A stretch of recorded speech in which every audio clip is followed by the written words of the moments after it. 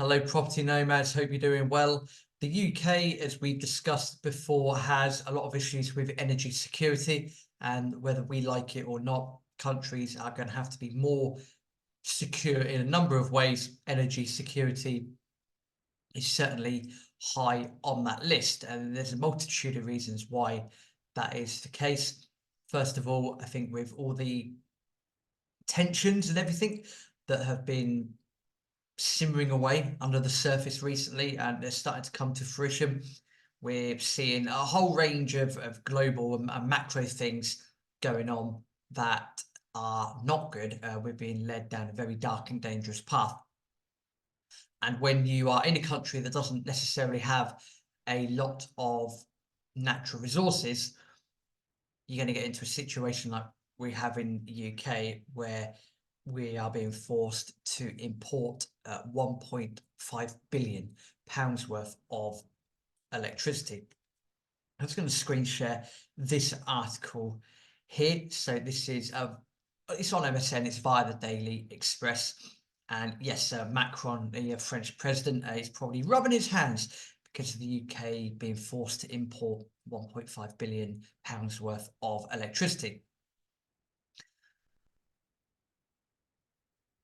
That is 1.5 billion from France. So the article itself says that, surprise, surprise, Britain is finding itself increasingly reliant on electricity imports from Europe, apparently spending 3.5 billion on power from France, Norway, Belgium, and the Netherlands. That equates to about 12% of the UK's net electricity supply. Now, the reason for this is that there's rising dependence on foreign power, because we have this scenario where we're getting rid of coal plants. We have got rid of a lot of coal plants and nuclear power plants as well. Now, if you're familiar with Property Nomads and you're familiar with the YouTube channel, we have been saying time and time again that if you want your baseload energy, and you want a baseload energy where you're going to be able to provide the best you can for the people, then nuclear is the answer. Now, there's numerous reasons why we've not been able to do that in the last 20 or 30 years. A lot of people look at a lot of the decisions that the Blair government made in the late 90s. I'm sure there's going to be times and things before and after the Blair government that haven't helped the situation at all. So as a result of that, the UK has got to, in this case, 3.5 billion on importing electricity and 1.5 billion from France. So yeah, the French are going to be absolutely loving this. And Norway to the tune of 500 million as well. But it all comes down to the fact that the UK is not able to produce enough of its own energy. Now, we probably have the capacity to do so. As in, if we put cash into building more nuclear power plants, I think there was a coal plant in Cumbria that was that's been given a green light recently. Ironic turn of phrase, I know, because it's coal.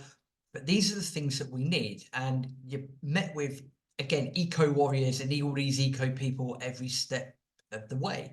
Because, oh, we don't want this, we don't want that, we need to be clean, greener and cleaner and meaner, all that sort of crap. But then when you realise your country is literally spending billions on importing electricity, and we're being driven down this electricity path, you then realise that, hang on a minute, we need good baseload energy. Okay, we don't want to be using as much oil, gas, and coal. We want to be using other sources. Then that's when you get to the solution that, well, nuclear is the answer. But if you're not putting two and two together and making four, then you get yourself into a bit of a pickle, and this is what is happening. So it's almost like people want one thing, they see what they want, and they're not happy when they get it, or what they want and what they need, except all of the cliches that you can think of best describe this. So again, in this article, it does point out that the closure of British power stations has resulted in a shift from a balanced exchange to a predominantly one-way flow, again with the UK relying heavily on its European counterparts. And that's not good, because if people then want to turn off the taps for us, then they can, and they will. It's up to them. This is why you've got to have good relations, but also why you've got to be self-reliant from an energy point of view. Because if we're importing all of that electricity or whatever it is, and then we don't, for all of a sudden have poor relations with people, then they might turn the taps off, they might turn the switch off, and then we're going to have big issues. So what's the answer to this? What's the solution to this? Well, apart from giving a big wad of cash to France and other people in and around Europe, what the UK needs to do, and to be fair, what it is starting to do, but it needs to get better and quicker at it, is more nuclear, because nuclear will provide a great baseload energy. If that is then helped by a bit of solar and a bit of wind, again, that's okay. But to get good baseload energy in, you need nuclear, and we need to go full throttle on this. Again, hindsight's a wonderful thing. We shouldn't have been shutting all these plants down for the last 20 years. And when we do have a situation where we do need to be building these plants, what we don't need is all these people getting in the way. We need to get this stuff built, because we need to be more energy secure moving forward. And again, especially as an EV narrative, electric narrative is being rammed down our throats. So we need to actually be able to work with this and do what we can in order to become as self-sufficient as possible. Because let's face it, at the end of the day, the world is a very dark and dangerous place at the moment, and there's a lot of stuff going on that could make things get a lot worse, and that is where you're going to need energy security.